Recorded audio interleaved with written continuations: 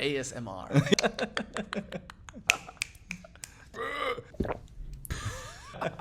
but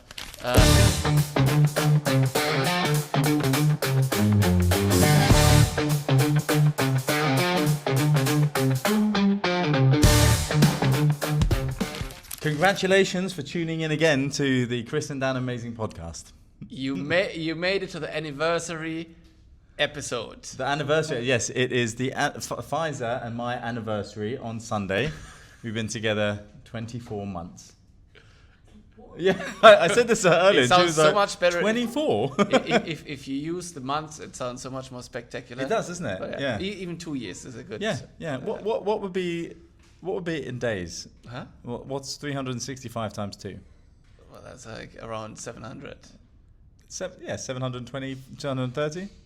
Oh, 40? mate. 700? Is that how you do your mortgages? Yeah, I just rounded up 7. Yeah, whatever you want to pay. Yeah. Anyway, it's our anniversary. It's this Sunday. So yeah, I bought her something. She doesn't know what I bought her. It arrived today. It's a surprise. And she hasn't bought me anything. Because I'll tell you this, and this is the thing. And how do you know she didn't buy anything? Trust me, I know. Maybe she used her salary for it. No. Because I don't think it's a thing in the pool. Like, I don't think it's a thing. Like, I know the anniversary is, but for example, do you want me to tell you what we're doing for our anniversary? Hmm? Do you want me to tell you what we're doing for our anniversary? What did you do? I thought you were watching TV. That's exactly it. Yes. So what did you get? A bag of chips? No, I can't tell. Special anniversary chips. I'm not going to tell you what it is. It's a very nice. It's a bracelet. She can't hear. It's a bracelet. It's a very nice bracelet that she's wanted. So that's our anniversary. So yeah, we're going to come back next week, and you're going to say to me, "What did I get?" And I'm going to say, "It's probably one of those bracelets, those rubber bracelets." Do you know, like how they had it in the early 2000s? What the snap-on ones? The ones from Lance Armstrong? No, those like rubber ones in one color. Oh, the ones that say like WW. Stay strong. Yeah. I had those. It's so funny. Yeah, me too. Yeah, they were cool. Actually, yesterday I've did like a WhatsApp blast to American clients. Yeah. And then I love to like just check out the WhatsApp pictures to see who's actually there, because the ones who have saved my number, obviously I can see their profile picture. And then I was like, oh, this slick looking client must be wealthy as hell, because like I can see like a picture of him like at some gala event with a tuxedo. Yeah. And then I recognize he's got one of those wristbands from the 2000s. I was like, okay, one of those old guys who's just using like a picture from back in the days when he was looking good and fresh. So this picture from 2001. Isn't it funny when you look at people's like WhatsApp profile pictures, you get an image of who they are, what they're going to do, all of that kind of stuff, just from that one quick image. Especially with the clients, because, okay, I got a couple of good ones in there as well from yesterday's WhatsApp blast. So one of them, like black dude sitting there, and there's like 4 ladies behind him on the couch with an ass. So and he's smoking a cigar. I was like, that's a client. That's my client. But then also sometimes you have people who are like, fucking hell, I know you're not going to buy a property. But the funny thing is, sometimes those people are actually the ones that are serious. Exactly, because that guy with the girls on the couch, actually, he's like, I'm after a studio in JVC. Because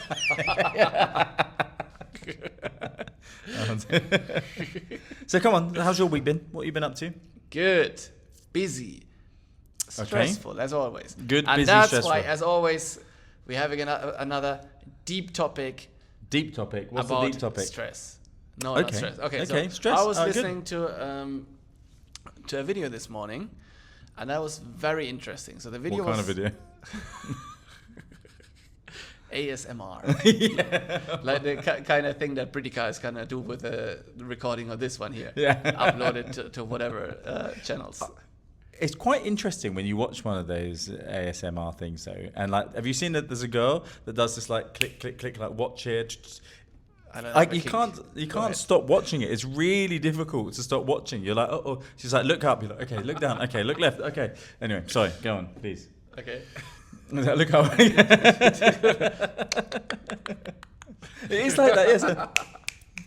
Oh, Jesus. Anyway. All right. So the video was actually about something similar, because you distract your mind with ASMR videos, as we just established. Yep, absolutely. Or cleaning videos. Huh? Or cleaning videos. No. Someone cleaning an engine.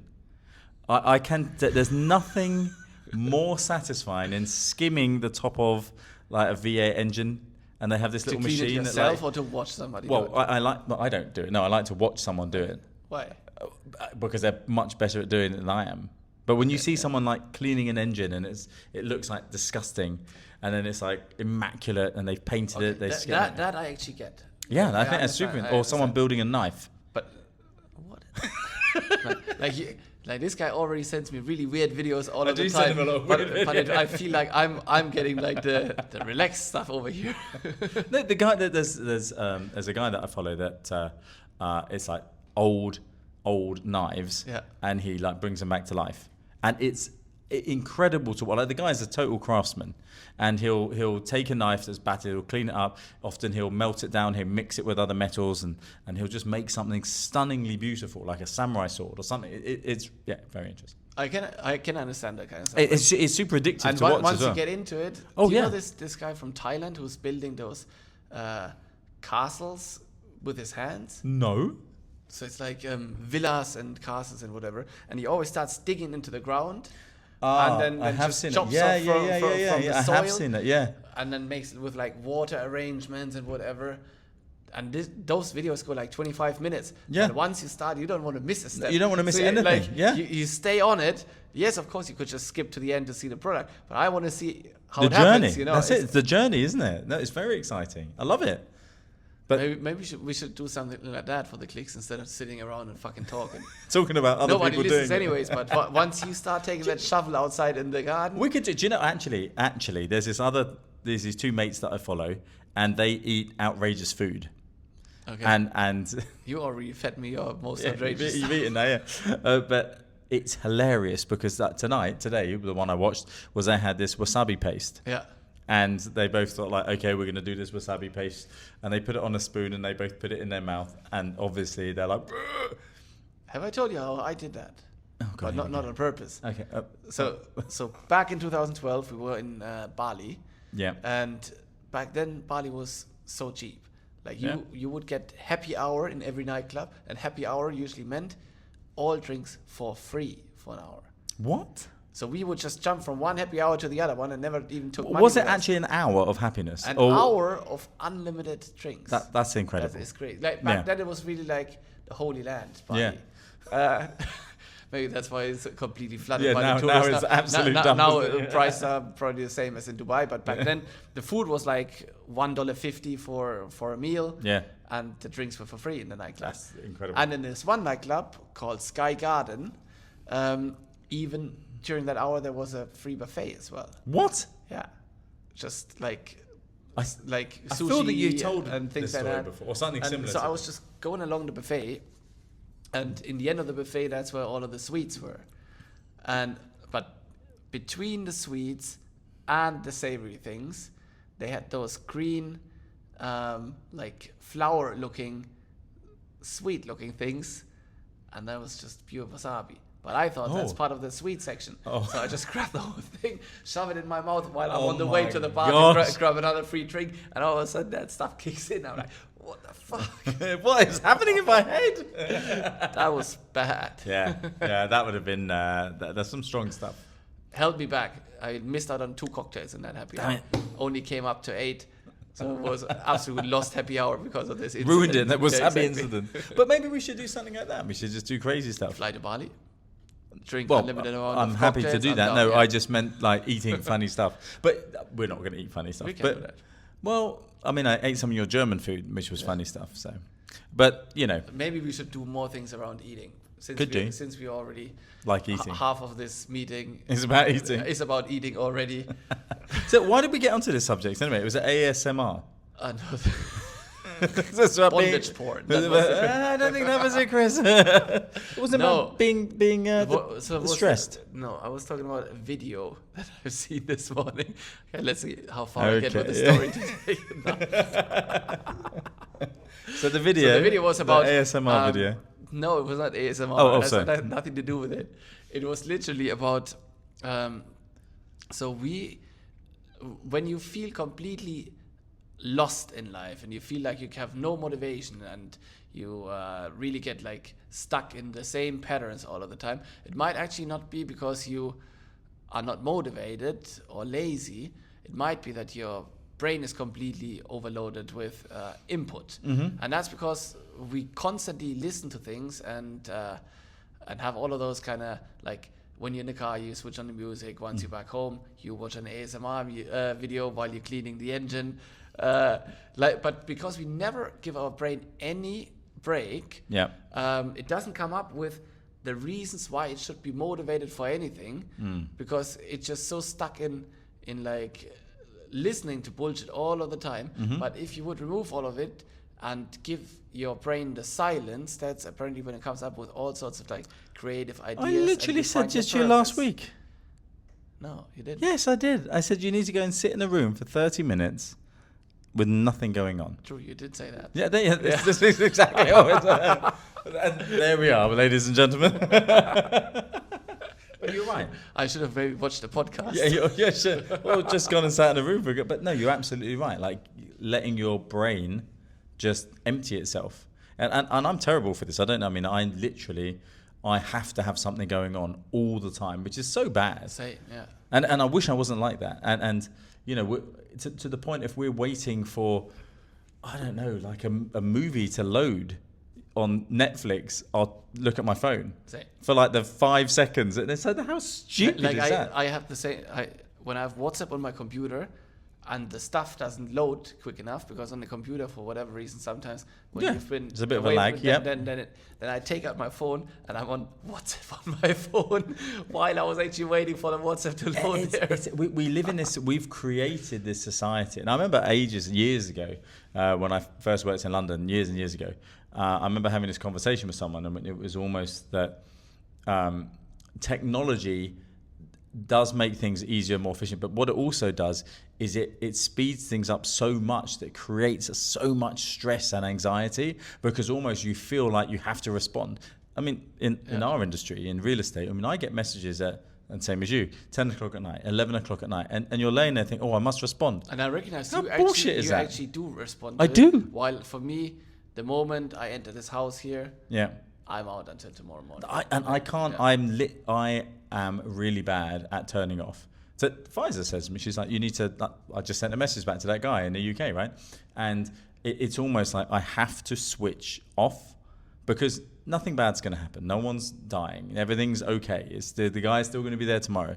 But in my mind, I'm like, I need to get back to him, because if I don't get back to him, someone else is getting back to him. And I think that it's an absolute sick industry. I love how we always get into real estate. Yeah, I know we do, don't we? Whatever topic we talk about. But like, what makes me really angry is when I see those property portals, how they say, this agent is a super agent because he always replies within 5 minutes. And like, what's super about somebody who's got apparently not enough client meetings, or while he's set with a client, he's on his phone all of the time answering other messages. None of the two is good. And you should say it's a sad thing that this poor guy is apparently on the weekend when he's with his kids. He's never present because on average he replies in 5 minutes. That's nothing to congratulate. Like, you should give this guy like a prize because he's so lost in life. Maybe take his phone away. You know? Do you know? But I mean, it's an interesting thing, isn't it? How we measure how good someone is, and it's not actually measured on, okay, they're a kind person, they're a trustworthy person, they do the right thing for you, they'll go that extra mile. It's measured on, oh, okay, he'll give up whatever he's doing to reply to you.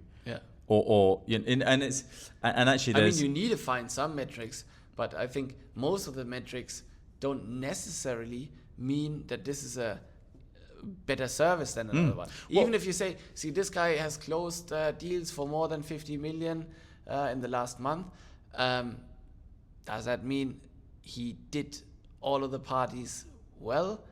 Or did he maybe just trick his way into like absolutely running over the seller because this guy really needed to sell, and this guy was like swift enough to put so much pressure on him to close the deal? Is that an amazing service then? But the longer I'm here, the more I realise there's a few different sides to real estate.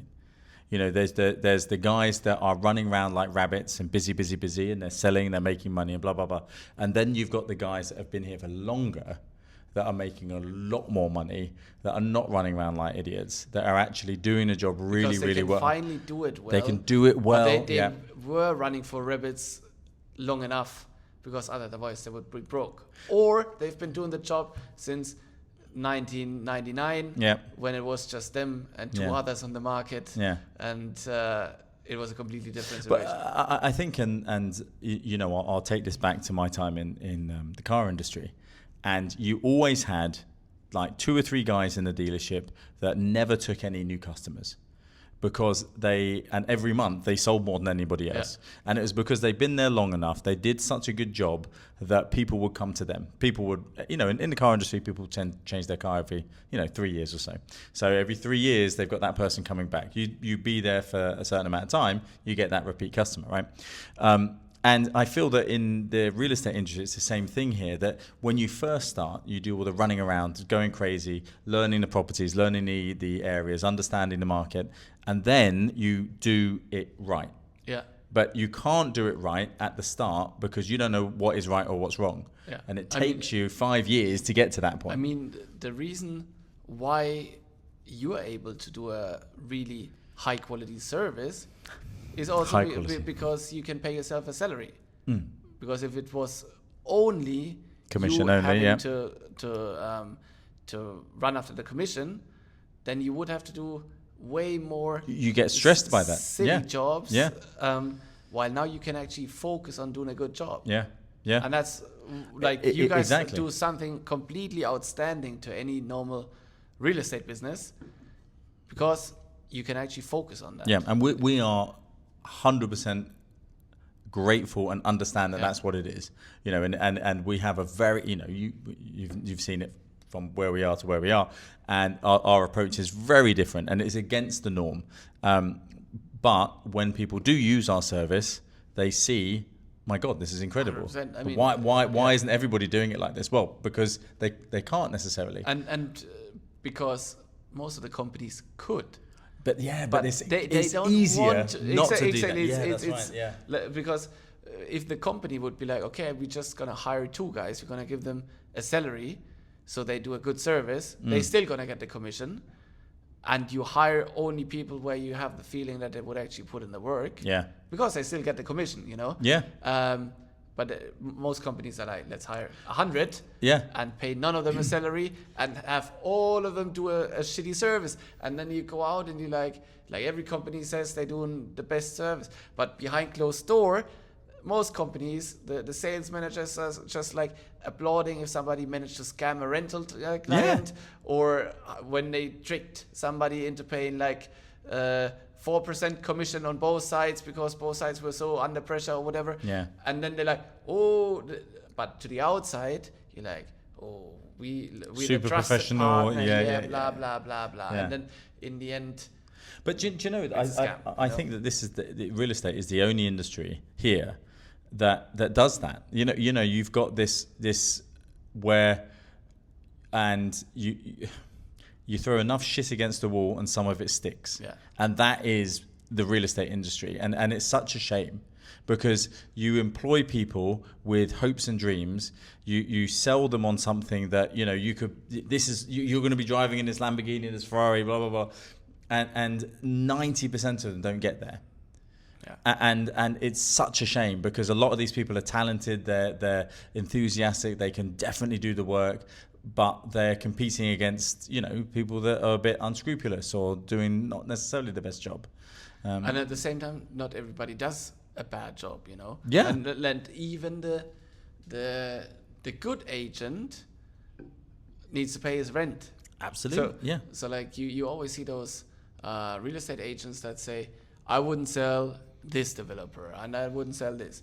And I'm a little bit like that. I don't want to sell certain things when I know that right next to it there's a massive, like it says golf course view, but I know there's like 8 lanes of highway in between that and the golf course, and another plot where they're building something. Yeah, so in a few years there's going to be another tower there. I don't want to sell that as a golf course view.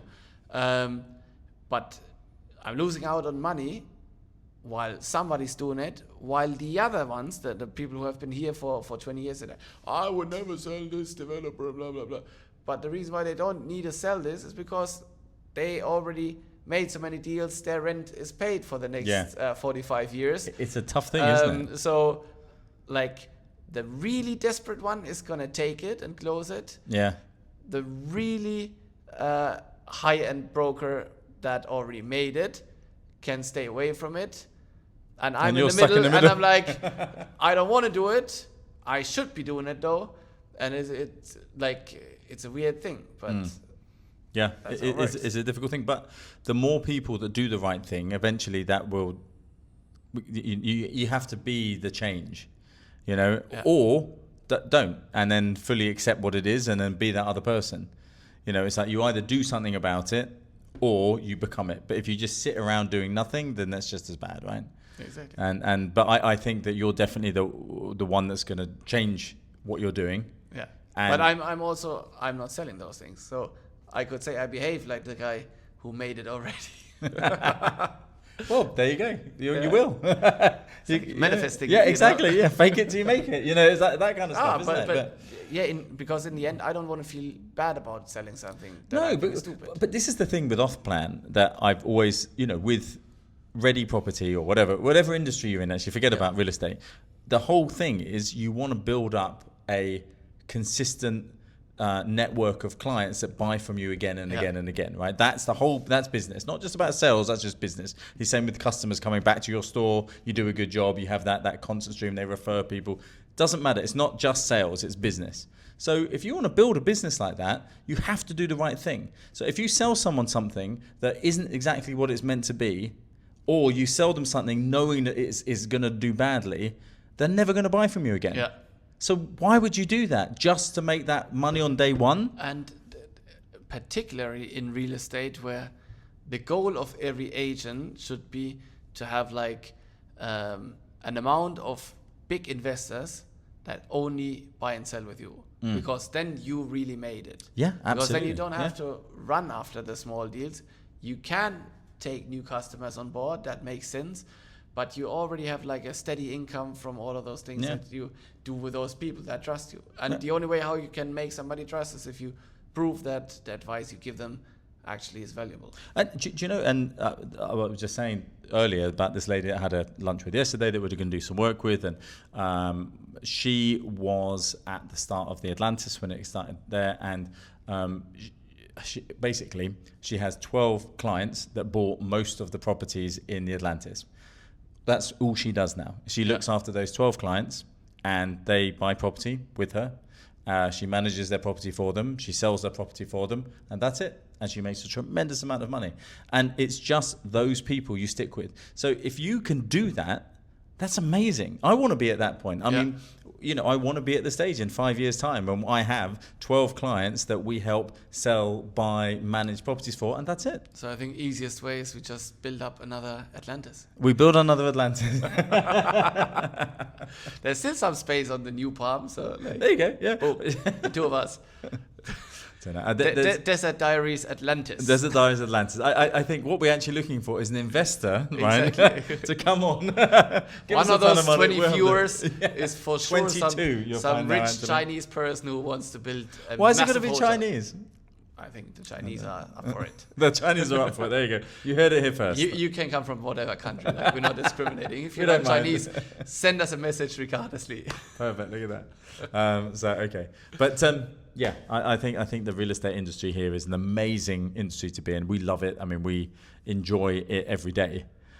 But there's a lot of things that need to change. And they are changing. I mean, the nice thing is I think that the certain regulations are being put in place.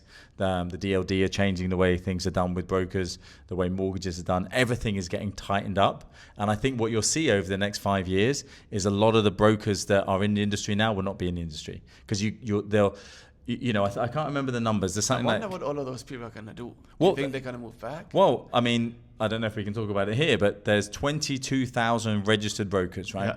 And there's about the same unregistered brokers. Okay. That's not a broker. No. Those are the people who will advisors. Who will pretend that call you and say their friend wants to move.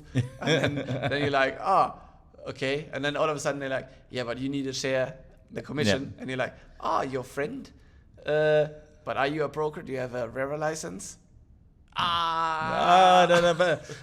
But I think that things need to tighten up, and I think they are tightening up, and I think that the government is definitely moving towards that. I mean, I don't know if you heard about this new program that's coming out for first-time buyers. Yeah. So I had a conversation actually with a group of people that brokers that I'm in touch with that do off-plan, and they were like, "Well, hold on, what happens to us now?" Because basically, all the top email, DMAG, or whatever, saying if you come to us direct, we'll help you get a mortgage at a discounted rate. The DLD fee can be not waived, but it's split in 4 payments with the bank, and we'll also give you some, properties that aren't open to the public.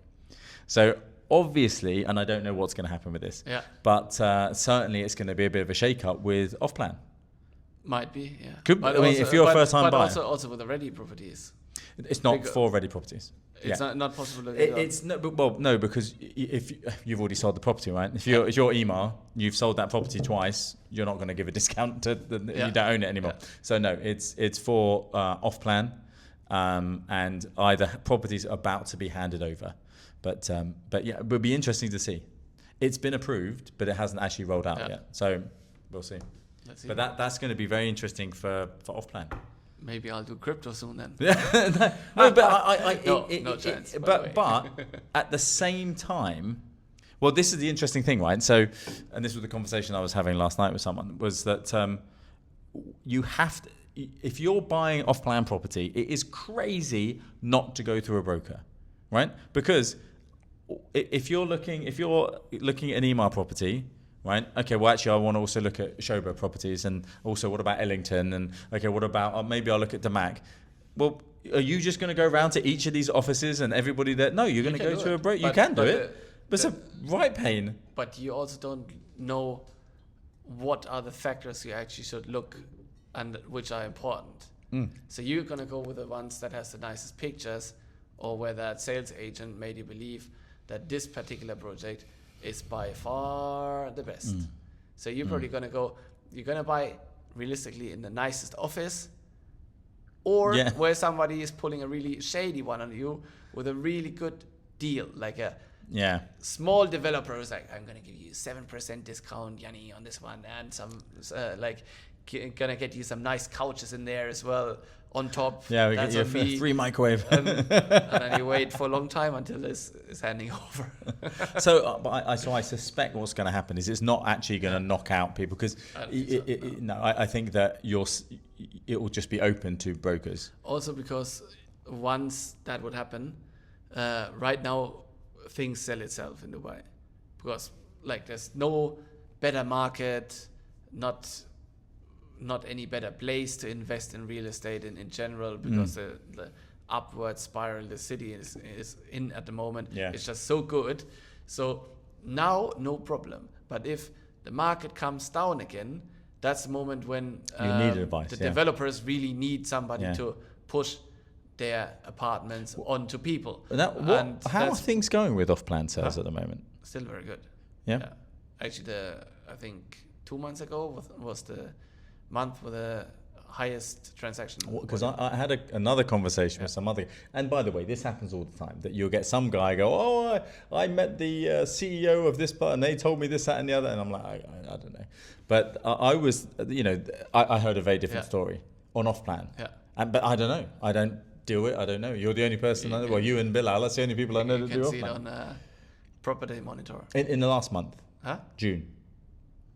I don't know the numbers for June, but check on Property Monitor. What I'm interested in is if the war had any, or not necessarily the war, but from the amount of inquiries I'm getting, nothing changes. Nothing changes. Because it's just really like, also I recognized that at the moment, of course, many people who are in the UAE for a long time, they don't want to buy anything, because for them the prices are insanely expensive because they are as expensive as they've never been before.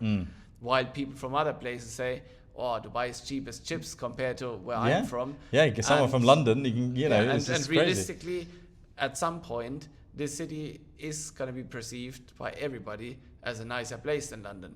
So you could imagine you could imagine that also the prices go up there. Yeah. While people who've been here 20 years ago, they might be like, nah, mate, like why should I pay like twice the price? Actually, 20 years ago was another boom, but I tell you what, though, rentals are going down. Yeah. I mean, I noticed that like dramatically, 20-25% less than they were at this time last year, which is great. I think that needs to happen, by the way, not only for our other business, but Why? Because you want to see me move into the Palm? Yeah, exactly that. Yeah, you were talking about moving to that'd be lovely if you lived on the Palm. So, like, there's 2 ways to move to the Palm these days, which I advise every client on. Wait for the market to crash, or just make some fucking money. Yeah, that's it. Right, okay, I think we had the hand, we've got to wrap it up there. So good how we managed to talk about nothing this deep about topic. they just got talking about real estate. Another real estate podcast. Another real estate podcast, there it is. See you next time. See it.